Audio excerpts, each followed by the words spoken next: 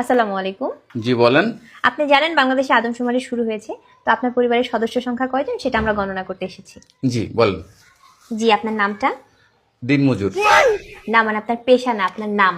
আমার নামই দিনমজুর। আপনি কি বিবাহিত? জি।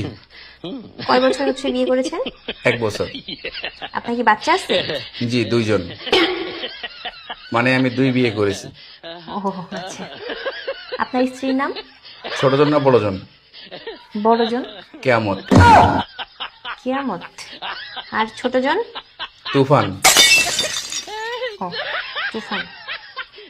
আপনার সন্তানের নাম? ছোট জনেরটা না বড় জনেরটা? কিয়ামত জনেরটা? ঝড়। ঝড়। আর তুফানেরটা? সিডর। সিডর। জি, আপনার মূল্যবান সময় দেওয়ার জন্য আপনাকে ধন্যবাদ। আর লাগবে না? না না না, আর কিছু লাগবে না। আর কিছু লাগলে নিয়ে যান।